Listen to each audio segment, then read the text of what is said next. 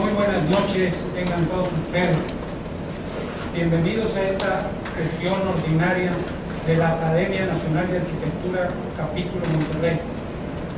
Agradecemos la presencia de todos nuestros expresidentes, académicos y amigos de la Academia, profesores y estudiantes, así como a todos ustedes que nos acompañan esta noche, a quienes les damos una cordial bienvenida a esta sesión.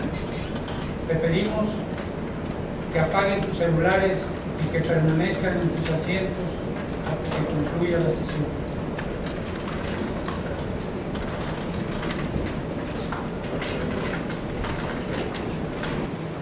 Buenas noches. Antes de empezar con la relatoría, quiero agradecer al arquitecto Tito Camargo, mi amigo, socio y expresidente de la Academia, por haber cubierto mi ausencia la sesión pasada. Muchas gracias. Ya me dijeron que muy bien. Modestito. Modestito. Iniciamos con la relatoría de la sesión anterior, a cargo del relator del capítulo, el arquitecto Benjamín Valdés.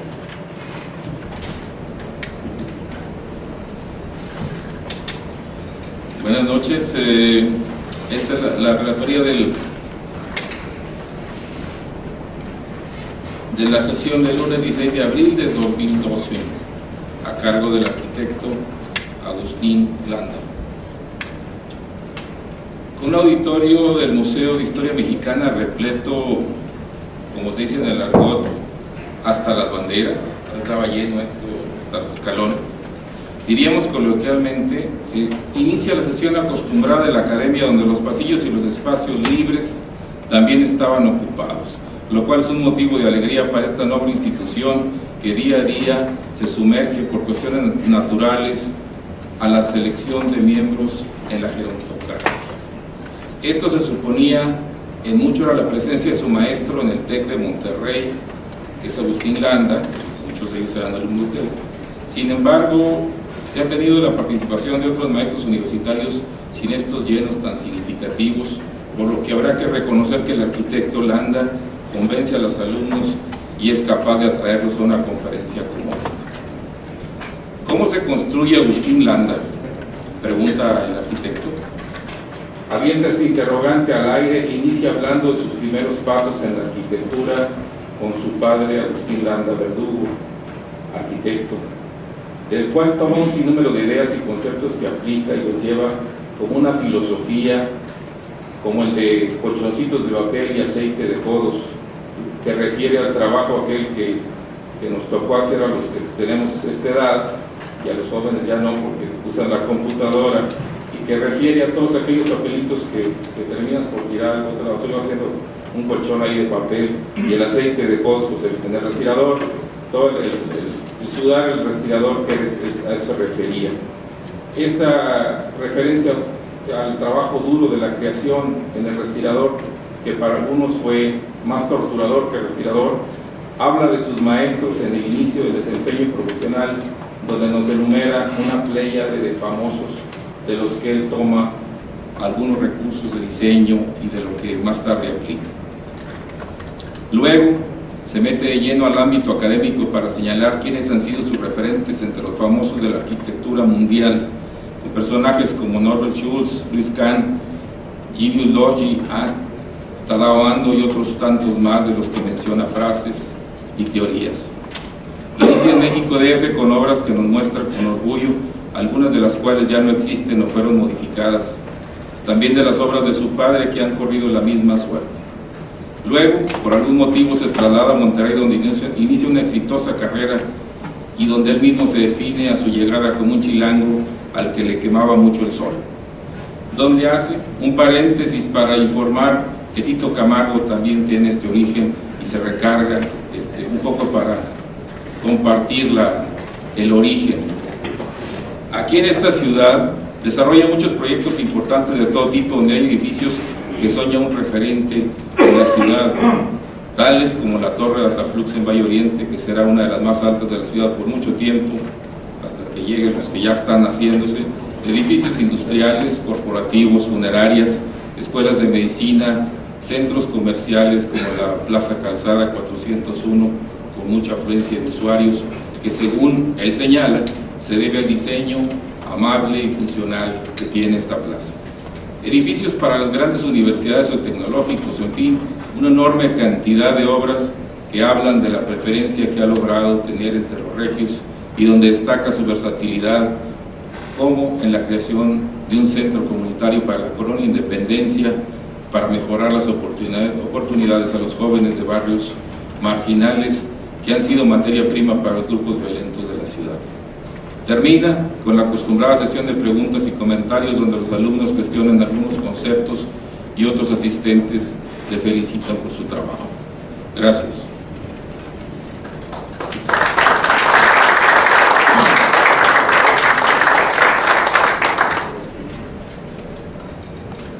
Esta noche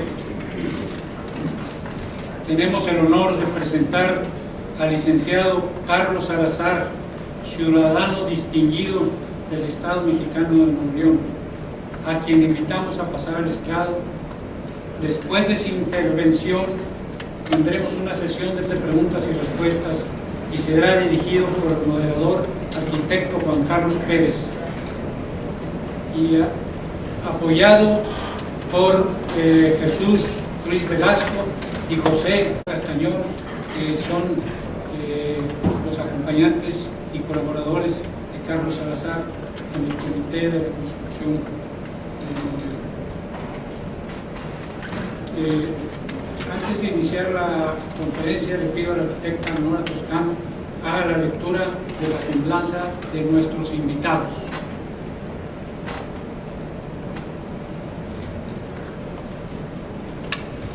Carlos Salazar Lomelí.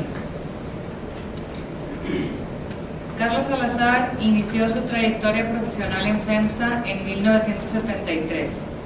Desde su incorporación a esta empresa ha ocupado diversos cargos directivos en algunas de sus filiales, entre ellos director de Graforregia, director de Plásticos Técnicos Mexicanos, director de la División Internacional de FEMSA Cerveza, dirección de Planeación Comercial en el Grupo Visa y director general de FEMSA Cerveza. Desde el año 2000 es director general de Coca-Cola FEMSA, el embotellador público más grande del mundo del sistema Coca-Cola. Bajo su liderazgo, el valor de mercado de Coca-Cola FEMSA ha crecido a una tasa compuesta anual de 17% y se ha expandido casi 6 veces.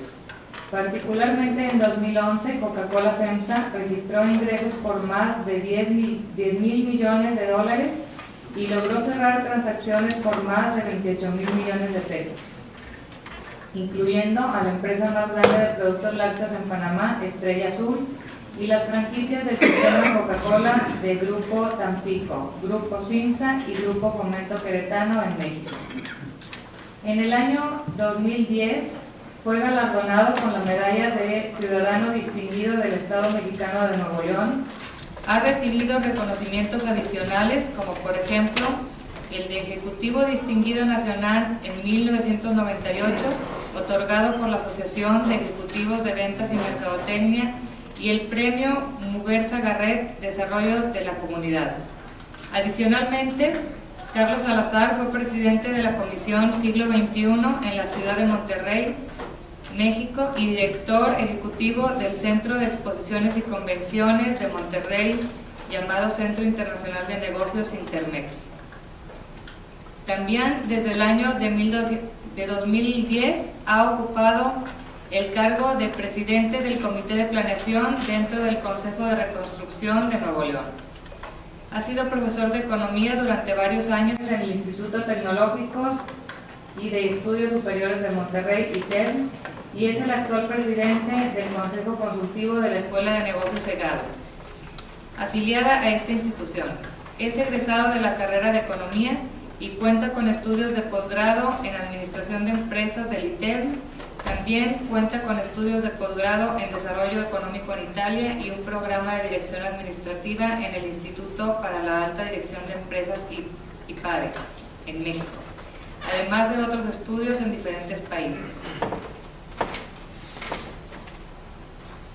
Jesús Ruiz Velasco Inició su trayectoria como administrador de proyectos en ILSA en 1980 y en Metalsa en 1985. Desde 1996 trabaja como consultor externo administrando proyectos para las siguientes empresas: Metalsa, Proesa, Grede Foundries, Langmekra, Johnson Controls, Borgwarner, ¿cuál es esa? Borgwarner y Copamex. En el año de 2010 fue nombrado como administrador del proyecto de reconstrucción de Nuevo León, puesto que ocupa actualmente. Ha sido vicepresidente de capacitación y socio fundador del capítulo Monterrey del PMI, miembro del claustro de administración de proyectos del Instituto Tecnológico y de Estudios Superiores de Monterrey. Es egresado de la carrera de ingeniero mecánico electricista y de posgrado en administración de empresas del ITER. También cuenta con un programa de dirección administrativa en el Instituto para la Alta Dirección de Empresas IPADE en México. José Quiroga Castañón. José Quiroga tomó la opción de jubilación anticipada en CEMEX, donde laboró por 22 años, siendo su última posición la dirección de Tesorería Global. Es licenciado en Economía y su último grado de estudios es una maestría en Finanzas por el ITER. Es además miembro de algunos consejos de inversión y administración. Demos la bienvenida a nuestros invitados.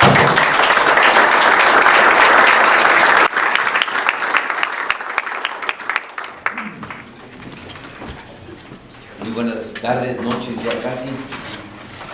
No tenemos la sala llena hasta las banderas esta tarde, pero estoy seguro que el tema que nos convoca es un tema apasionante para todos los que tenemos nuestras raíces en estas tierras y sobre todo también para los que han llegado de otras a tratar de promover el desarrollo de esta comunidad. Y agradezco como siempre a mi gran amigo Enrique Baroa, que me ha hecho el favor de invitarme a un foro de esta naturaleza, en donde creo que lo importante es compartir esta pasión que tenemos por las ciudades, como bien se decía en el video que acabamos de ver, la evolución de las mismas, pero sobre todo por nuestra tierra, nuestro origen, lo que nos vio nacer y lo que desgraciadamente hemos hecho con nuestra ciudad, que creo que tenemos todos una gran parte de responsabilidad, tanto en su problema como en su posible solución hacia el futuro. Ya lo decía nuestra secretario Toscano, en el pequeño brevario ahí que hizo de mi persona. Yo no me dedico a cuestiones de arquitectura, como ustedes saben, ni siquiera estoy involucrado en ninguna cuestión pública, pero siempre he estado involucrado en mi ciudad. Recuerdo hace muchísimos años, le compartí ahorita a Óscar aquí cuando estaba sentado, que estuve en este mismo foro, quizás hace más de 20 años, estaba esto recién inaugurado, platicándoles a todos los que me oían en aquella noche, en aquella tarde, de Sintermex, cómo se había creado, cómo se había pensado, cómo se había financiado, que es la parte siempre difícil de cualquier proyecto de esta naturaleza, cómo se había estructurado para que esta cosa pudiese funcionar, y con mucho orgullo lo digo que después de 20 y tantos años, Sintermex sigue siendo hoy un ícono para la ciudad de Monterrey. No le costó un clavo a la autoridad, al gobierno del estado, fue financiado 100% con fondos privados, no tuvo ningún fondo público y sigue funcionando de la misma manera que fue creado hace 20 y tantos años, y creo que es una muestra de que las cosas las podemos hacer correctamente cuando somos capaces, los ciudadanos, de organizarnos, de tener una visión, de ejecutarla y de alguna manera hacer que las cosas realmente funcionen y funcionen como queremos los ciudadanos que funcionen. En el año 2010 tuvimos la desfortuna en esta comunidad de ver perdida una infraestructura, buena o mala, muchas gentes podrán pensar que era muy mala, pero buena o mala, que habíamos tardado más de 50 años en construir. Desde los tiempos de Morones, cuando deciden canalizar el río, empieza a haber una inversión constante pública y una privada para tratar de darle a la ciudad una serie de vialidades en las cuales pudiéramos tener un eje oriente-poniente que nos conectara. Una vialidad que estaba totalmente colapsada ya en el año 2010, colapsada por un dato que les voy a presentar y que a veces perdemos de vista. Entre el año 2000 y el año 2010, 2011, en esta ciudad, en esta comunidad que compartimos todos, pasamos de tener cerca de 1 millón de automóviles rodando por nuestra ciudad, 900.000, a llegar a tener en este momento casi 2 millones de automóviles rodando en nuestra ciudad. Hemos recibido el impacto en esta comunidad, en estas calles, en ese eje oriente-poniente que teníamos llamado Constitución o el Río, como le queramos llamar los que somos originarios de esta tierra, un impacto de 1 millón adicional de automóviles que la recorren y la demandan constantemente. Y obviamente esto había colapsado ya nuestras realidades y nuestra forma de comunicarnos. Para nadie, no necesitamos ser arquitectos, ni urbanistas, ni especialistas. Sabíamos que nuestras vialidades estaban totalmente colapsadas, que requeríamos una enorme cantidad de inversión, una enorme cantidad de cerebros y de talentos para planear el futuro de esta ciudad colapsada y de alguna manera tener una organización que nos permitiera al paso del tiempo ejecutar un mejor futuro para la comunidad que compartimos. Llega un efecto natural totalmente inesperado, uno de los tantos colas de huracanes que nos impactan cada X años en nuestra comunidad. Según la estadística, cada 20 y tantos años tenemos este tipo de fenómenos. Y llueve tanto, porque viene al final a morir esta depresión tropical o este huracán, en nuestras serranías aquí alrededor tenemos una orografía muy particular, que otra vez, los que somos de esta tierra conocemos perfectamente, porque desde niños subíamos estos cerros y los bajábamos y los conectábamos y los comunicábamos. Habíamos sentido el calor de la ciudad desde que nacimos y aquí lo habíamos de alguna manera transportado en nuestras vivencias personales, y sabemos que una particularidad de nuestra ciudad es que en una distancia relativamente corta nos cae una cantidad enorme de agua y baja como si fuera un tobogán en un espacio de 20 a 30 kilómetros. Nos llueve a un promedio de 1.600, 1.500 metros sobre el nivel del mar, y esa agua cae 1 kilómetro con una velocidad tremenda sobre el centro urbano, cruzando la ciudad exactamente por el centro, que es la canalización que se hizo del río, y normalmente nos causa destrozos enormes.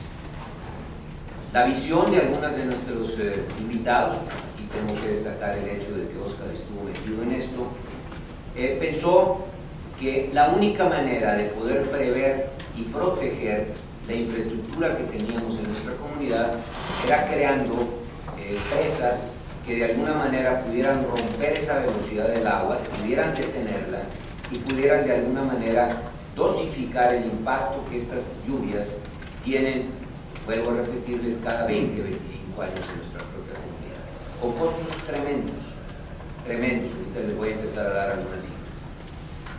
Lamentablemente, por presupuestos, por políticas, por lo que ustedes quieran, porque los ciudadanos de esta comunidad nunca nos hemos puesto las pilas, y ahorita voy a intentar compartir con ustedes la idea que viene detrás de todo lo que les quiero presentar.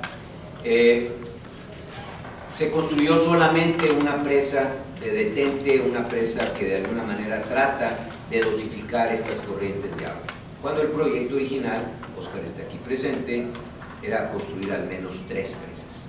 3 presas, están ubicados los lugares, se sabe dónde tenemos que construirlas, porque si algo tenemos en esta comunidad, también es talento, es universidades, es academia, es gente que conoce y sabe qué es lo que se tiene que hacer y los cómo se pueden resolver las cosas. Sucede lo que tenía que suceder al no estar prevista la estructura de la comunidad, de nuestra ciudad. nos llueven y fluyen a través de nuestro río más de 3.000 metros cúbicos por segundo y nos destruye buena parte de esta infraestructura que se había construido en los últimos 50 años. Nos destruye puentes, nos destruye avenidas, nos desaparece carriles completos de nuestra vialidad y nos deja la ciudad totalmente colapsada. Al pasar todo esto, viene el problema de cómo podemos reconstruirla. ¿Cómo podemos reconstruirla en un momento de nuestra comunidad, como todos sabemos, y ahorita les voy a pasar unos datos más para recordárselos, en la cual pues, se requieren fondos, se requieren recursos, pero los recursos ya se habían utilizado. Ya habíamos llegado a niveles de deuda y de endeudamiento en nuestra comunidad, que teníamos nuestra comunidad ya en momentos difíciles para administrar una deuda mayor. Ahorita vamos a ver los datos. Y ahí podemos discutir todo el tiempo que queramos cuánto se puede endeudar o más o menos en una comunidad como la nuestra. Yo soy de los que pienso que se puede endeudar más, pero bueno, ahí siempre se podrá discutir esto. Pero teníamos ya un nivel de deuda muy grande, no teníamos recursos y una de las ideas que tiene nuestro gobernador actual es tratar de hacer lo que normalmente se hace en estos casos, porque es repetitivo y es en todas las comunidades donde se hace, es levantar la mano y decir vamos a crear un consejo. Vamos a llamar a los ciudadanos a que de alguna manera representen los intereses de la comunidad y este consejo nos ubique qué es lo que tenemos que hacer. Normalmente estos consejos, como todos ustedes lo saben, porque han participado en muchos de ellos, son consejos de papel. Son consejos en donde se nos dice qué hay que hacer, se nos lleva la información, se nos llevan los datos, y donde la participación real y absoluta de los ciudadanos es muy pobre. Y es muy pobre porque se tratan problemas muy complejos, problemas que requieren mucho tiempo, problemas que requieren análisis, que requieren estudios, que requieren un foco adecuado. ¿Cuál debe ser la cantidad de agua que debe de pasar por nuestro río enfrente? Es evidente que 3.000 metros por segundo no es suficiente, nos destruye la ciudad, pero ¿cuál debería de ser la cantidad? ¿4.000, 5.000, 6.000?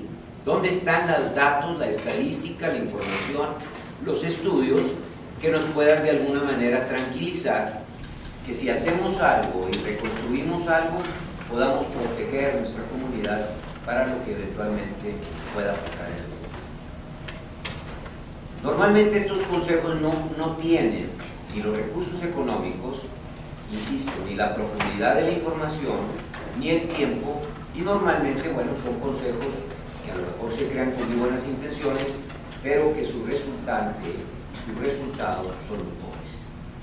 Tenemos ejemplos de todo tipo: consejos de seguridad, consejos de educación, consejos de mejoramiento, consejos de... Ustedes digan el nombre y ahí encontramos un consejo que se haya dedicado a tratar de crear de alguna manera una forma de aportar a la comunidad. Yo he creído porque estoy convencido y lo aplico en mi vida profesional diaria, que al futuro se llega de dos maneras, siempre lo comento. Se llega porque te empuje el problema del día de hoy, y entonces el mañana es resolver el problema del día de hoy, y pasado mañana está resolviendo el problema del día anterior, y un problema tras otro es el que te lleva de alguna manera a crear un futuro para las comunidades donde están. Esta es la manera que siguen la mayor parte de los políticos, cuando menos en México. Yo digo que su agenda está denominada y definida por el headline del periódico del día, por las 8 columnas del periódico del día. Lo que ahí aparezca es lo que al día siguiente se va a intentar resolver, cualquiera que sea el problema. Esa es una manera de llegar al futuro. Si llega, el día de mañana será distinto al anterior y el futuro lo tendremos de alguna manera definido por las acciones que vamos haciendo en esa suma de cortísimos plazos. La manera que yo propongo, y es una manera difícil, es una manera conceptual, es una manera compleja, y quizás por eso tenemos tan poco gente aquí hoy en esta noche, porque es difícil este tipo de cosas, es crear visiones de a dónde queremos ir, sentarnos en el futuro, dónde queremos ver a Monterrey, a Nuevo León y a nuestra comunidad dentro de 20 o 30 años, y desde el futuro empezar a jalar al presente. y llevar poco a poco al presente en base a un trabajo arduo, difícil, conceptual, en donde hay que conseguir recursos, donde hay que ordenar intereses diversos en una comunidad como la que tenemos hoy en Monterrey y en Nuevo León, y de esa manera ir llegando a construir un mejor futuro. Y no estoy inventando, compañeros y amigos arquitectos, porque al hablar en este foro yo me siento casi en casa. Todos los conozco de toda mi vida, en todos he participado en alguna cosa, en todos hemos tenido algún contacto porque nos interesan nuestras comunidades, y de alguna manera todos sabemos que comunidades como Barcelona, que hoy admiramos cuando vamos y la caminamos, pues fueron hechas porque alguien tuvo una visión, la creó, la desarrolló, convocó a su comunidad, lidió con los intereses políticos del momento, estableció prioridades y pudo de alguna manera implementar lo que hoy aplaudimos en una comunidad como Barcelona. El ejemplo se traduce a Valencia, aunque esté quebrada hoy, se traduce quebrada económicamente, se traduce a Seattle, donde vamos y decimos, miren nada más qué maravilla. Bueno, esa maravilla fue hecha por un grupo comunitario, se puso, creó una visión, trató de desarrollarla, lidió con toda la estructura política que tuvo que tener en su momento, su estructura de recursos, y fue creando una comunidad más vivible, más humana, más, al final, a la altura de lo que todos queremos ver en un sentido personal, espiritual, familiar, de trabajo, de vialidad, de todo, porque fueron capaces de ir construyendo una comunidad. Este trabajo es arduo, es difícil, es complejo. Yo los convoqué a algunos de ustedes, y algunos de ustedes los va a recordar, porque en aquel entonces esa convocatoria hizo ruido, pero nada más hizo ruido, nunca llegó a más, que fue el Monterrey 2020, la primer propuesta hecha en 1996, cuando estábamos festejando 400 años de esta ciudad. Yo levanté la mano y pedí que se me permitiese convocar a mi comunidad para crear lo que en aquel entonces se llamó Monterrey 2020. La visión que desde 1996 nosotros queríamos tener al año 2020. Hoy por la mañana, Jesús, que tuve un rato, una plática con él, y otro compañero que también nos ayuda, que nos estuvo por aquí, ahorita les platico de ellos, me llevó el cuadernillo que en aquel entonces publicamos. Cuadernillo que sirvió en aquella elección, en donde participó Fernando Canales, Natividad González por el PRI, y estoy seguro que Luis Todd era el candidato del PRD, ganó, como todos sabemos, Fernando, y a todos los tres se comprometieron públicamente que de ganar, ese sería el principio de la guía para crear una visión de un Monterrey distinto. Pero otra vez, las prioridades del día a día, el 8 columnas de los periódicos, fueron marcando las prioridades que se tenían que hacer en el corto plazo.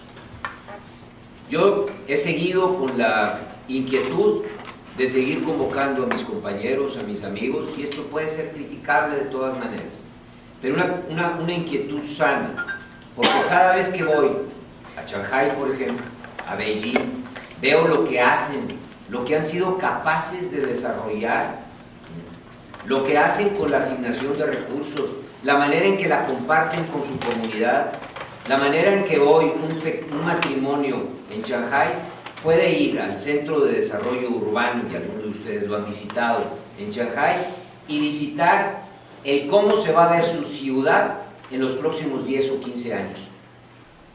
Cómo donde ellos están decidiendo comprar una casa, qué tipo de avenidas, qué tipo de metro, qué tipo de vialidades, qué tipo de escuelas, qué tipo de servicios se van a brindar en esa comunidad. Porque la ciudad está planeada, porque otra vez vuelve a ser amable, porque entiende que en las ciudades en donde tenemos una explosión demográfica, nuestra manera de pensar, pues no puede ser nada más el ágora griega. Yo también quisiera vivir en una ciudad donde tenga una comunidad pequeñita, en donde pueda ir y discutir con mis amigos y estar discutiendo el problema del día a día.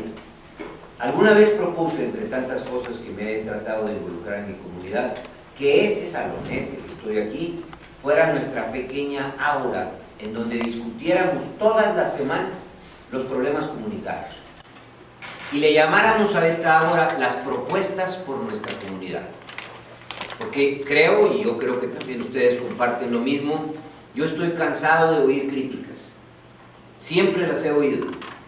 En mis salones de clase he tratado siempre de traducir la crítica a una propuesta y que la propuesta, por más simple y sencilla que tenga, se sustente en la academia, en el estudio, en la profundidad, en el talento, en la capacidad de consecución de recursos y en hacer lo que parece imposible, posible. Y creo que esa es la manera en que las comunidades se van desarrollando. Esta pequeña, larga introducción que acabo de hacer para platicarles que en el año 2010, cuando pasa esto, el gobernador Rodrigo Medina convoca a una serie de ciudadanos. Yo estaba fuera del país, como normalmente me pasa. Les compartí a algunos de ustedes que el sábado llegué de Asia, así que todavía traigo un tremendo jet lag aquí enfrente de ustedes. Espero no dormirme aquí en el podio. Estaba yo en aquel entonces fuera de México, recibí una llamada del gobernador y les juro que pensé, mi primera reacción fue: yo no quiero participar en eso. Va a ser otro consejo más, no tiene ningún sentido, estoy demasiado ocupado, manejo una compañía de más de 100,000 personas, no tengo cómo dedicarle un minuto más a este tipo de cosas. La noche, gracias a Dios, la almohada me ayudó y me dijo a mí mismo, se me hace que te estás equivocando y es una oportunidad de volver a renacer esa famosa idea del Monterrey 2020. Y bueno, solamente con ese impulso, al día siguiente le hablé al señor gobernador, acepté su propuesta y empezó todo este proceso que hoy quiero compartirles de una manera muy resumida, lo que ha sido algo que nos ha llevado a Jesús Ruiz, que ahorita les digo la importancia de su colaboración, y a Pepe Quiroga, a ayudar desde una trinchera que está totalmente fuera de bambalinas, a cómo hacer que las cosas pasen y pasen otra vez basadas en estudios, en información, en coordinación y en consecución de recursos. Si ustedes me preguntan, ¿te sientes satisfecho de haber participado durante estos 2 años en el Consejo de Reconstrucción? Lo cual ha implicado muchísimas, créanme, no estoy aquí ni presumiendo ni quejándome, muchísimas horas de trabajo, muchísimos momentos en que nos hemos tenido que dedicar a 2 cosas fundamentales donde los ciudadanos tenemos que ser partícipes completos de estos procesos. Una, lo que es la consecución de recursos financieros y de dónde vienen y por qué vienen y cómo se sacan, y ahorita les platico de este tema. Y 2, a un trabajo complicadísimo que hay y que yo me di cuenta hasta meterme en esto, de coordinación entre entidades públicas, que unas se llaman federación, otras se llaman estado y otras se llaman municipios. Para que vean ustedes esa complejidad que tiene. Pretendo lo más rápido que pueda, porque a veces me gana la pasión de la comunicación, pasarles 3 ideas fundamentales durante la presentación. La primera, ¿qué ha hecho este consejo? ¿Cómo ha estado involucrado en la reconstrucción? Otra vez, crítica o no crítica que hoy se da, pero ahorita que vean las cifras yo creo que van a decir, bueno, pues parece ser que algo se ha hecho. Número 2, después de la reconstrucción quiero decirles de una manera muy resumida cómo andan las finanzas de nuestro estado, para ver qué es posible y qué no es posible en nuestra comunidad. Todo el mundo dice, bueno, deberíamos de copiar la ciudad que se te ocurra, ¿verdad? Porque cada vez que voy con mis compadres en un viaje, dicen lo mismo: oye, estaremos brutos, ¿por qué no hacemos esto? Y yo siempre soy el que recuerdo, oye, recuérdate cuánto presupuesto tenemos, recuérdate que la economía en la que estamos, recuérdate que Monterrey no es Nueva York, ni Monterrey es Houston, ni Monterrey tiene los presupuestos que puede tener una comunidad con la que comparamos. Pero cuando yo voy a Manila y veo Monterrey, digo a Chihuahua, yo creo que Monterrey estamos en Manila. El problema de densidad poblacional de un Manila, bueno, es fuera de proporción.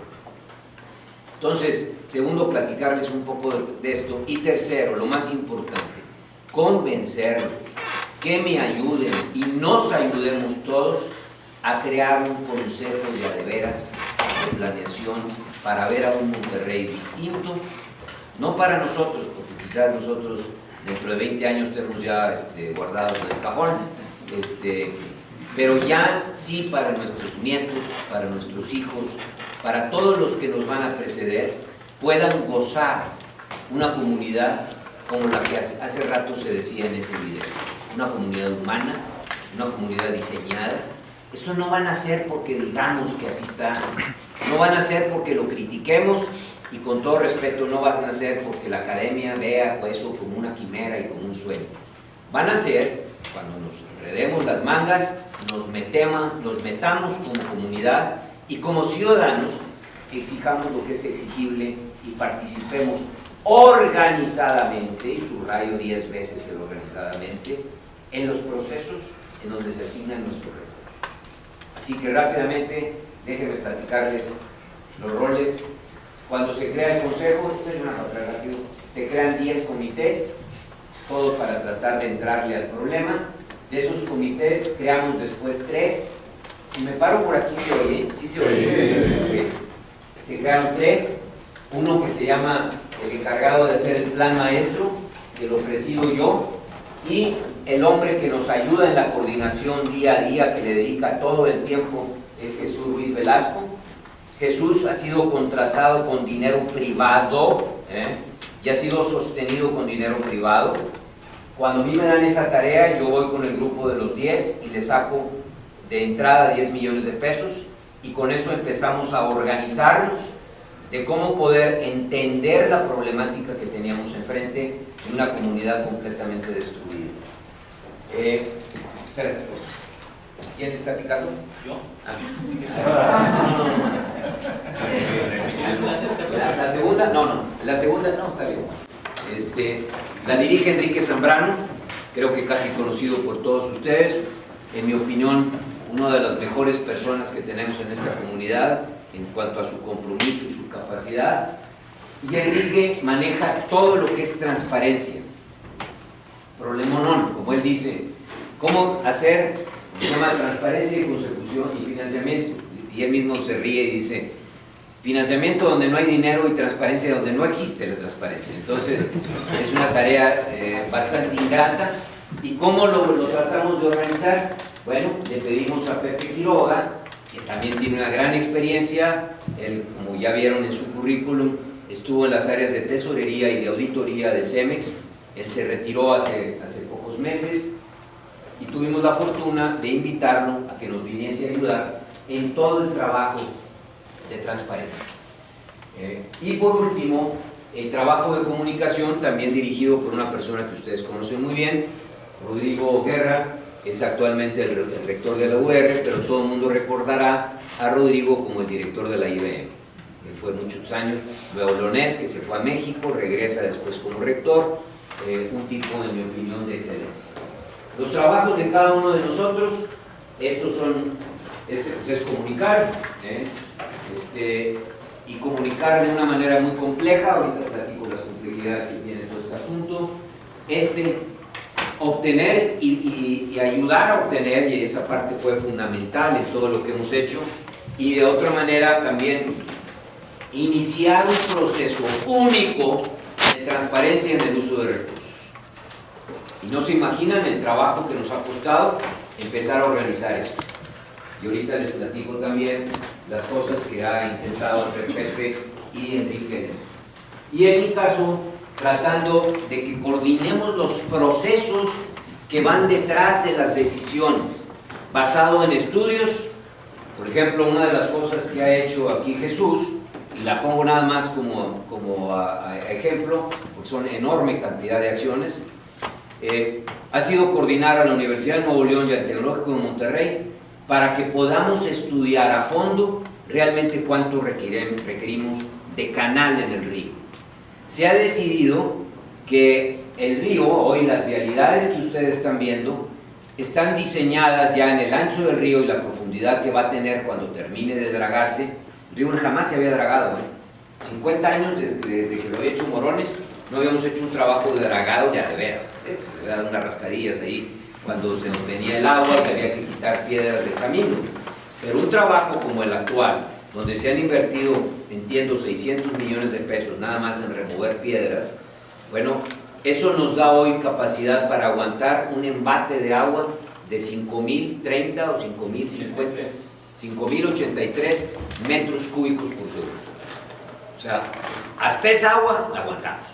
O sea, si nos cae un Alex con un 50% más de agua que Alex, la ciudad no se va a ver destruida en sus vialidades. Después se van a destruir otras cosas, sin duda, pero la vialidad del río Santa Catarina deberá de aguantar el flujo de agua. No es suficiente. Los estudios nos muestran que hemos tenido embates de agua de más de 5.000 metros cúbicos por segundo y que requerimos diseñar 8.000 metros cúbicos por segundo. Pero si diseñamos 8.000 metros cúbicos por segundo, nos quedaríamos en calles. Tendríamos que echarnos Constitución y Morones y aventar las calles por arriba, lo cual sería enormemente viable siempre. Ustedes lo saben mejor que yo. En arquitectura, en ingeniería, todo es posible. Todo.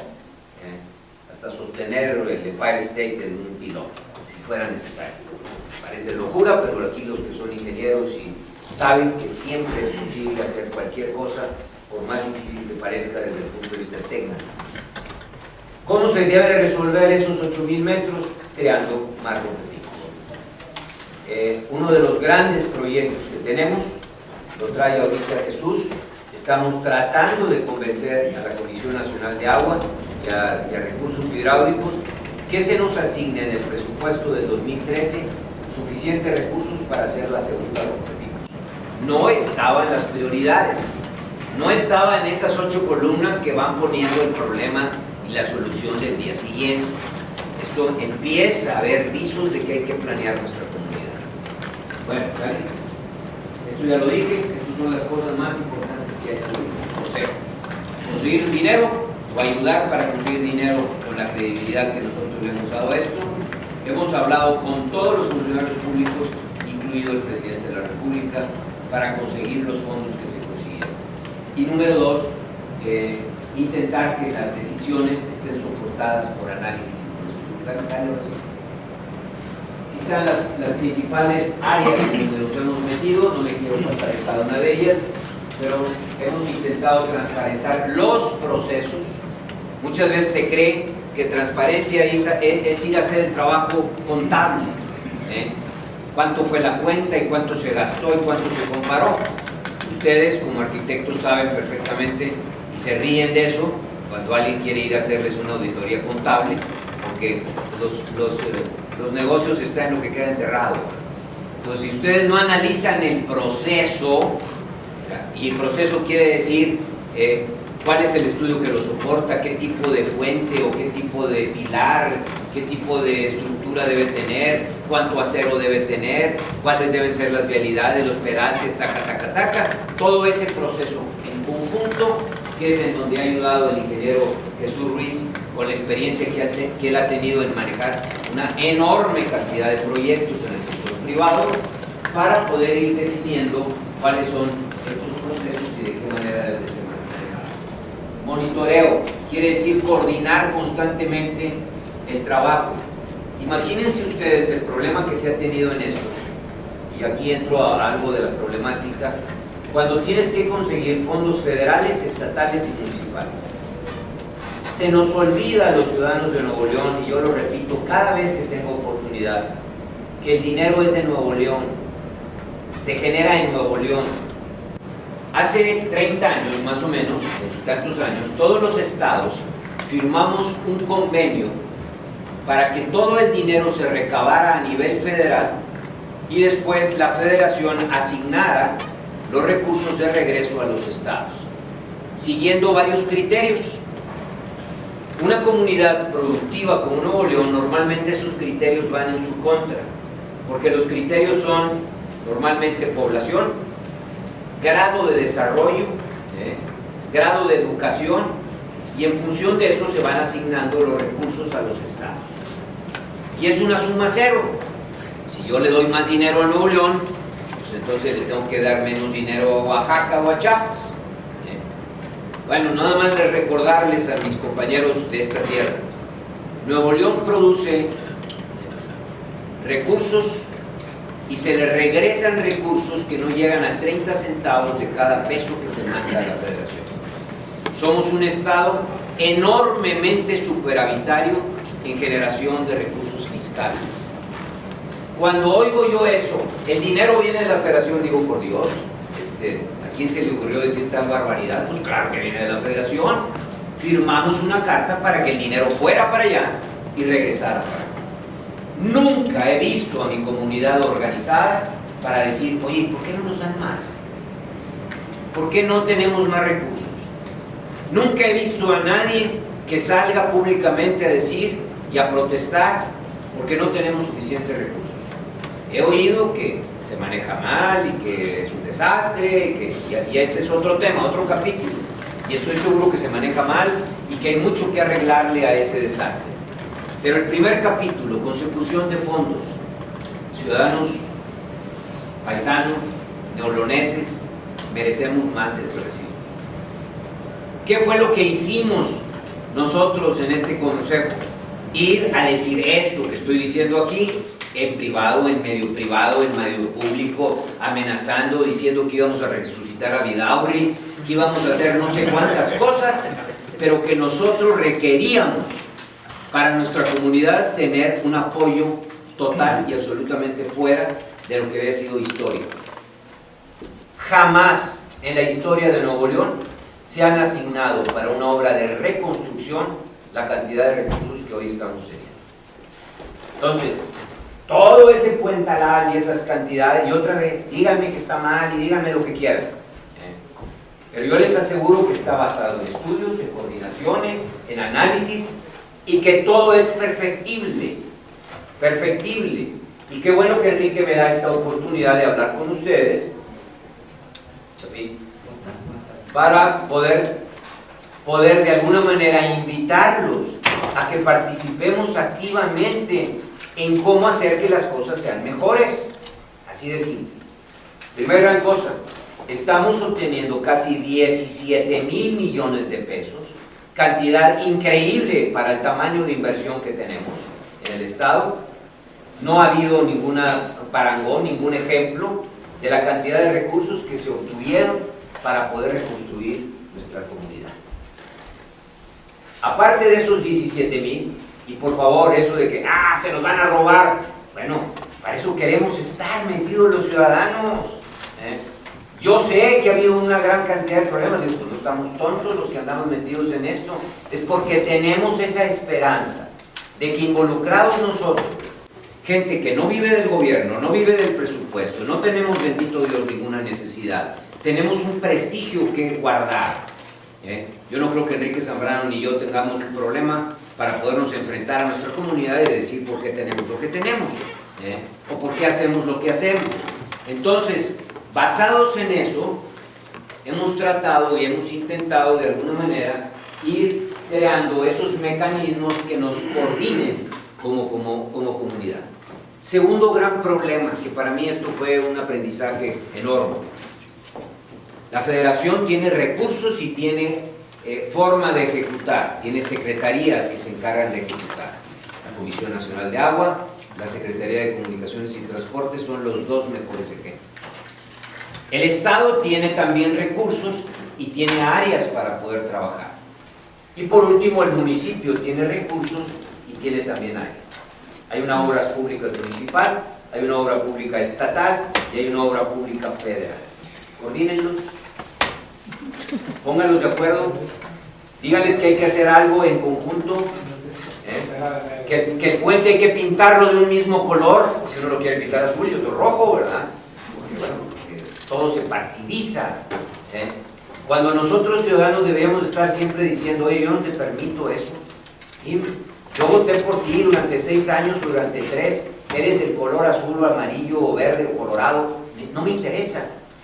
Me interesa que los recursos se mantengan, que tú hagas el trabajo de ejecución adecuado que se te da como mandato, y que por último podamos de alguna manera prosperar como comunidad. Los que somos medio administradores, y aquí está un profesor de economía conmigo, que viene a visitarnos hoy en la academia, sabemos que cualquier proceso administrativo tiene 3 grandes pasos. Nosotros veíamos en nuestros primeros libros de administración que cualquier proceso llevaba la planeación, la organización, que la organización se basa en 2 grandes partes, dirigir y ejecutar, y por último, el control y la supervisión. Yo le he dicho 20,000 veces al gobernador del estado y a todos los que me he encontrado y a cualquier funcionario público, los ciudadanos tenemos que estar en la planeación. Tú no planeas solo, porque a ti te interesa un interés partidista y normalmente a 3 o a 6 años. Tenemos que ser los ciudadanos los que estemos metidos en la planeación y tenemos que estar esperando la rendición de cuentas, en la ejecución, en la supervisión y en el control. Nosotros no tenemos nada que hacer en la parte ejecutiva, nada. Esa debería de ser de ellos 100%. Todo esto es trabajo de Pepe y de Jesús. Si nuestras comunidades estuvieran bien organizadas, pues no tendríamos que estarnos metiendo ahí.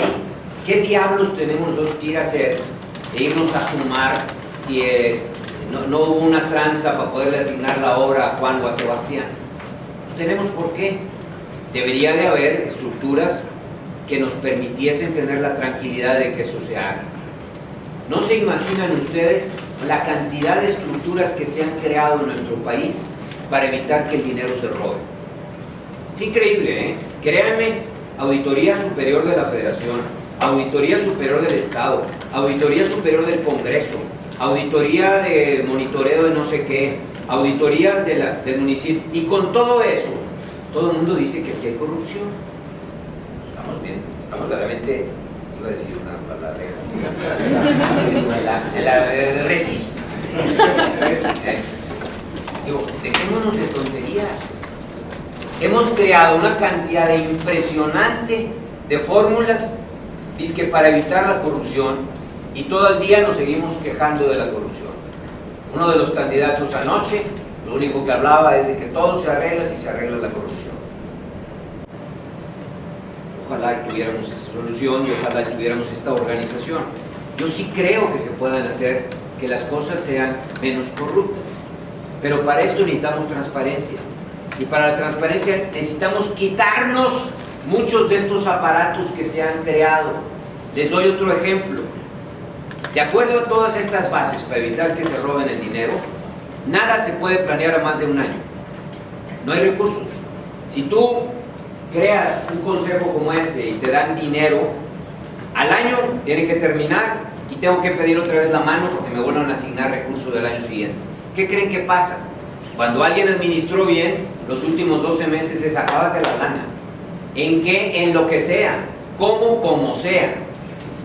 ¿Por qué? Porque no hemos tenido una visión así de bárbara, ni en nuestros congresos, ni en nuestro ningún lado, de empezar a entender que las comunidades hay que organizarlas con procesos administrativos. Y que después la política es la política y ellos tendrán todo el trabajo para ejecutar el mandato que los ciudadanos les pusimos en la fase de planeación, y los ciudadanos organizados debemos estar en la fase de supervisión y de control. Bueno, todo eso hemos intentado hacerlo incipiente, créanme, compañeros arquitectos. Yo siento que hemos dado así, miren, el primer pasito de miles de pasos que hay hacia adelante. Y a veces es muy ingrato el paso y permítanme que llore un poquito aquí en sus hombros, porque cada reunión que llego yo con mis compadres, cada reunión, vengo, como saben, siempre viajo toda la semana y nada más los sábados y domingos trato de estar en Monterrey. Bueno, el sábado que yo debía estar tranquilo, llego a la reunión con los compadres y todo es, ya ni la friegan, este es un desmadre, mira nomás la calle, y ya no jaló, y si funcionó, y ¿en qué me metí? ¿En qué me metí? Pero después vuelvo y digo, creo que estamos dando el paso correcto. Primer paso para involucrar a los ciudadanos, y ahorita les platico a dónde queremos ir. ¿Vale? Hemos contratado una compañía que tiene experiencia, se llama Econ. Entre sus credenciales, la mayor y la más importante, estuvo involucrada en la reconstrucción de Nueva Orleans, pero ha estado involucrado en la reconstrucción de Chicago, el nuevo Chicago, cuando vamos nos encanta. Ha estado involucrado en San Francisco, ha estado involucrado en Los Ángeles, en desarrollos urbanos, ha estado involucrado en Dubái. Bueno, lo que hicimos nosotros fue ¿dónde están los meros fregones? Casualmente nos encontramos que la persona que trabaja, una de las personas que trabaja, es un colombiano que vivió en Monterrey y una jovencita que es hija del doctor Dusolier del TEC, arquitecto. Debe ser de tecnológico también, o de la universidad, pero esta niña trabaja allá y bueno, está metida en el proceso de desarrollar urbanización para las ciudades. ¿Qué hemos pedido? Hemos pedido un poco esta organización en donde podamos tener esta visión. Y si lee nada más uno de los párrafos de la visión, ¿qué queremos que Monterrey sea? Una ciudad ecológicamente sostenible, socialmente responsable y económicamente la más vibrante de México. Casi suena lo que oí ahorita yo en el video. Una ciudad donde el automóvil sea opcional, con excelente transporte público, con un sistema de espacios abiertos altamente interconectados y una sociedad civil humanitaria con un gran orgullo de su entorno urbano. Cada vez que yo hablo en público digo que quiero seguir cantando el corrido de Monterrey diciendo tengo orgullo de ser de aquí. Es parte de nuestro ser. Su excelente calidad de vida traerá el talento y la inversión procedente de México y de cualquier otro lugar. Ese tipo de visiones hay que construirlas. No se hacen solas ni se hacen porque se pongan en un papel. Tenemos que involucrarnos los ciudadanos. Sí. Bueno, el río Santa Catarina, ¿qué queremos que sea el río? Queremos que sea algo que proporcione una vialidad de instalaciones y espacios recreativos para la gente de Monterrey, efectivamente con crear eventos catastróficos clima, o sea que esté diseñado porque caiga un regazo de agua, a través de la conversión del par vial Constitución Morones Prieto en un corredor de movilidad multimodal. El río Santa Catarina se convirtió en una parte apreciada y emblemática del espacio público de Monterrey y las propiedades adyacentes al corredor del río se convertirán en magnetos para el desarrollo de bienes raíces en los que se regenerará en nodos urbanos de uso mixto. ¿Sale? Se han hecho un chorratal de obras. No se ven pedazos y porque otra vez todos quisiéramos que lo que se tardó 50 años en construir, pues en 6 meses hubiera quedado construido. Y entonces la crítica de mi compadre de X o Y, oye, no se ha hecho, es que ya está planeado. No, pues son ustedes unos brutos, ¿no? Pues, poco a poco se ha ido viendo pues, que la ciudad empieza a tener una mejor vialidad con 1 millón más de coches. Con 1 millón más de coches. Y se han hecho todas esas cosas. 2.256 obras, pueden ustedes ir tocando. Al que tenga dudas, practique aquí con el ingeniero Jesús Ruiz, porque él trae el programa, el plan, el cómo se están haciendo los puentes gemelos hoy de Zaragoza, cómo se va a continuar un sueño que también teníamos los de Monterrey, de seguir haciendo la macroplaza hasta la Independencia, cómo llegar en el futuro en eso hasta la iglesia de Guadalupe, cómo crear 2 vialidades al lado que nos puedan cruzar la loma y podernos conectar con el otro lado y reconstruir toda esa ciudad. El arquitecto Holanda que estuvo aquí construyó el centro comunitario que está allá arriba bueno, ese centro comunitario tiene historia. Ahí llegó Porfirio Díaz a abrir el primer ¿cómo se llama? Llave de agua que nos daba agua a lo que era la comunidad de nuestra ciudad en los años de inicios del 900. Entonces, todo eso lo podemos recuperar, pero para esto necesitamos tiempo, dinero, estudios, una enorme coordinación para que esa federación se coordine con el Estado y aunque sean de partidos distintos, nos hagan caso de los ciudadanos y de alguna manera podemos lograr que las cosas se hagan bien. ¿Vale? Ahí les van algunos datos. Así se ha comportado la inversión pública en Nuevo León. Allá ven dinero y aquí ven montos. Subió enormemente la inversión pública, se mantuvo en los órdenes de los 8 o 9 mil millones de pesos por año. La inversión en todo, en todo lo que se haga, no nomás calles, no nomás vialidades, no nomás urbanismo. Y esto es si los municipios, este pedazote es lo que invierten los municipios. que vean que los municipios también cada vez han tenido más dinero, una cantidad sensible de dinero. Entonces, por eso se dan los fenómenos que se dan. Nada es así fortuito. Por eso cada quien se pelea ahora por los municipios. Hay dinerillo ahí para poder hacer cosas. ¿Sale? Al mismo tiempo que iba creciendo la inversión pública, iba creciendo el apalancamiento. Aquí ven ustedes la cantidad que se debe. Se debe del orden de los 38.000 millones de pesos. Es la deuda del Estado. Y aquí está la cantidad del Estado y aquí está la de los... esta es la del Estado y este es ya como el municipio. También los municipios se han echado su pedacillo de deuda. Dale la siguiente. Este dato es bien importante. ¿Cuánto debemos comparado con el PIB que generamos? Ese es el dato importante. O sea, puedes deber friego, pero si generas mucho como sociedad, bueno, no estamos en el primer lugar, pero no estamos tampoco en medio. Nuevo León debe 3.83 del PIB que genera. Se lo lleva obviamente Coahuila, todos lo sabemos, con el 8.6 del PIB que genera. Nayarit no está mal, no se habla de Nayarit. Quintana Roo se habla muy poco, vean lo que debe. Chiapas 5.7, Michoacán 4.6, Veracruz 4.5, Sonora. Todos estos estados, incluido Chihuahua, están en una situación de deuda peor que la nuestra de acuerdo a la generación de PIB de su comunidad. Y el PIB, obviamente, en la medida que haya más PIB, se paga más ISR, se paga más IVA, se recaba más dinero en la federación y se nos regresa más dinero. Si lo ves esto como porcentaje de los ingresos participables, de la lana que nos manda la federación, que nos participa, otra vez todo mi concepto de que la participa menos. Bueno, Oaxaca no genera ingresos de fiscales. Yo les aseguro que por lo menos se compran cosas, casi no genera ingresos fiscales. Muy cómodo para el gobernador de un estado de esa naturaleza, es muy cómodo para los 32 gobernadores, y no se lo hemos exigido los ciudadanos. Ellos no cobran impuestos. Fíjense nada más su gran problemonón, la tenencia.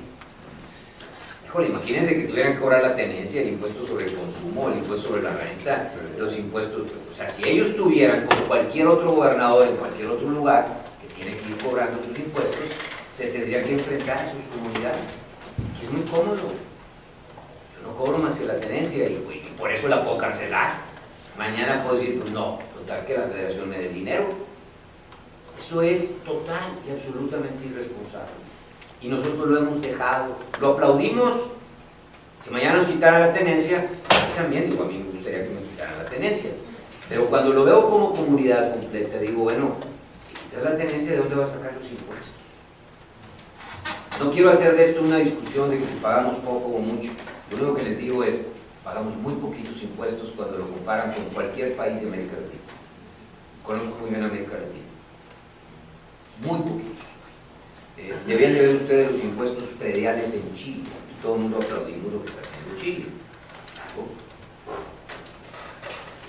Recursos fiscales adecuados, comunidad involucrada, análisis y estudios, una coordinación, permiten que las comunidades avancen. Yo me acuerdo haber ido a Santiago de Chile hace 20 años y ir ahora y ver el cambio enorme que tiene esa comunidad. No es que ve y pregúntale a cualquiera si tiene un jardín sotote. Claro que no, ¿por qué? Porque le duele el impuesto predial hasta acá.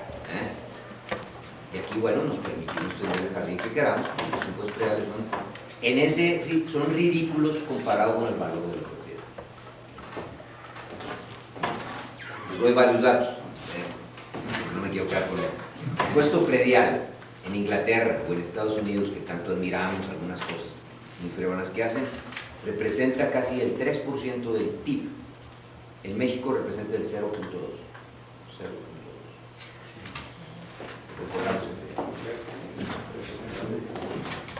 En promedio, necesitamos 12 años para pagar la deuda, ¿verdad? Sí. No, la deuda la tenemos hoy, después de que Plutón hizo ese trabajo, que es un trabajo que no se le ha reconocido, maravilloso, en mi opinión. La deuda estaba toda a corto plazo. ¿No? Está el saco, ¿no? Sí, claro. Nada más el saco. No, sí, oye, todavía no ando tan necesitado. Necesitamos 12.2, digo, la deuda la estructuró Otón a largo plazo. La única manera de poder hacer frente a esto, y la dejó a largo plazo. Esto es lo que les decía del dato de los carros, que a mí me parece muy importante, porque cada vez que hablamos, oye, las calles ya no dan, claro que no dan. Tenemos 1 millón más de carros y proyéctenle, sin transporte público, sin obras de transporte público y casi con las mismas vialidades. Pues claro, yo estaba acostumbrado, yo me acuerdo de aquel Monterrey, ustedes también, los que estamos aquí más jóvenes.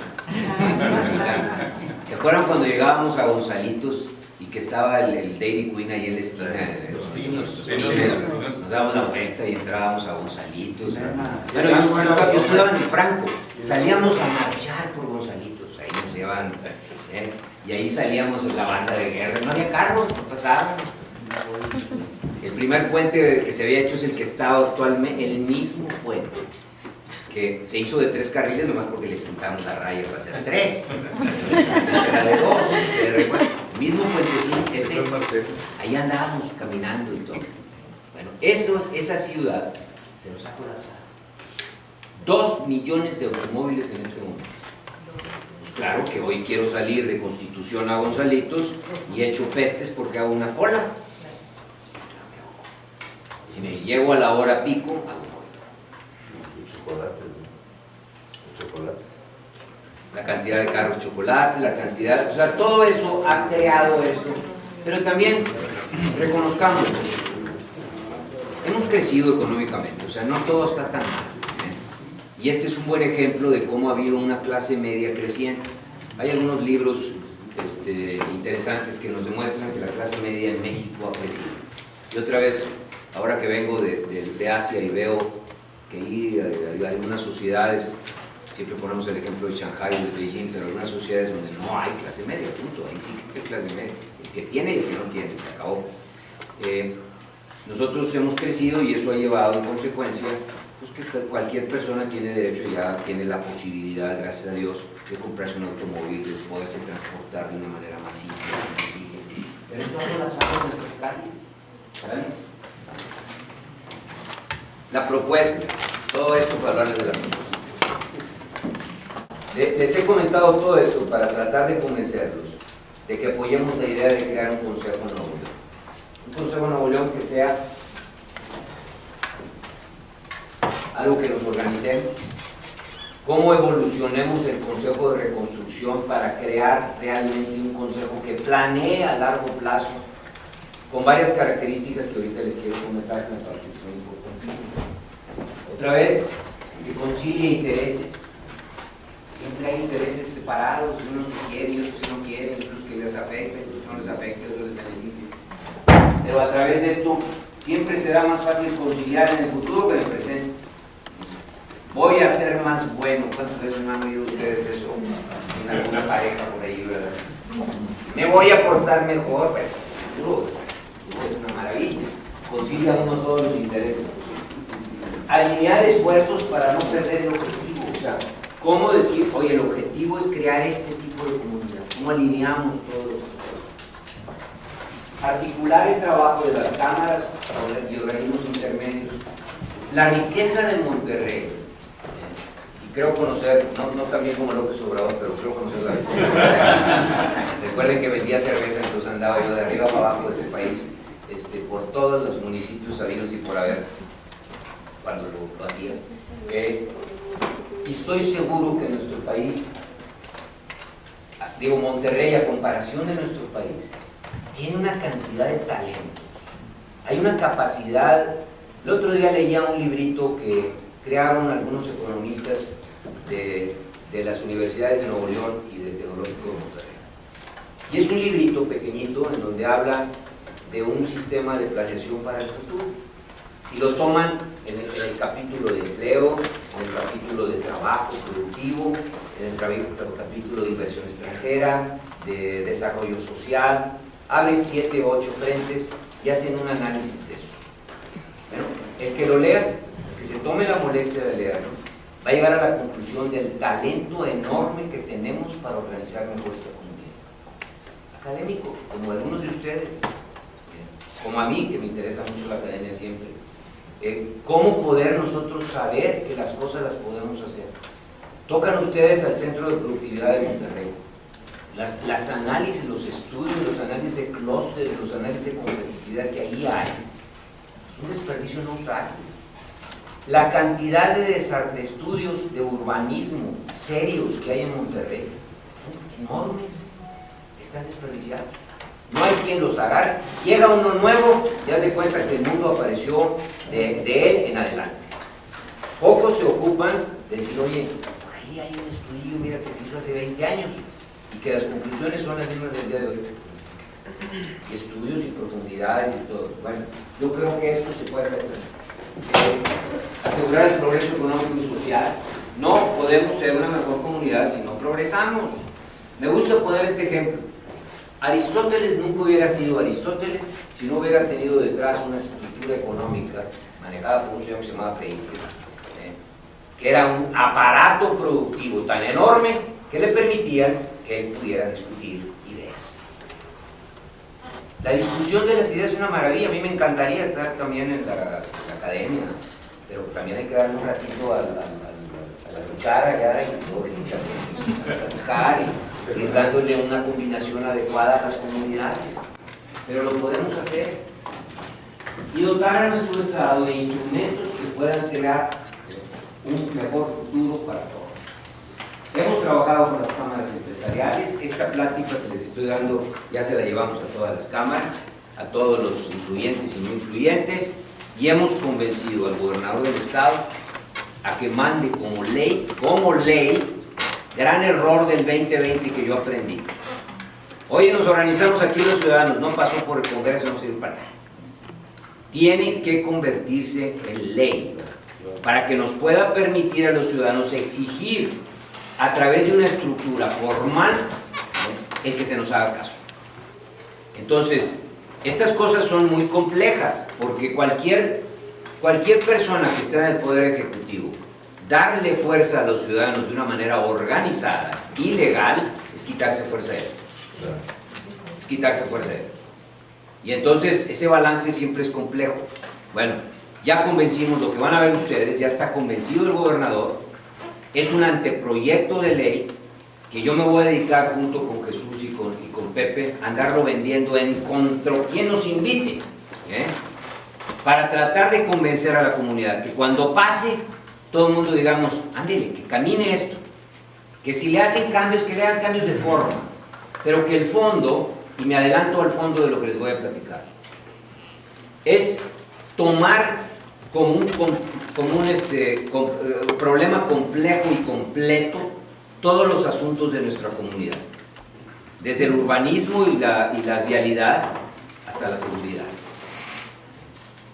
Cada uno de ellos ponerle estudios detrás que lo soporten y recursos para que los estudios sean profundos y puedan enseñarnos la mejor manera de organizar las cosas.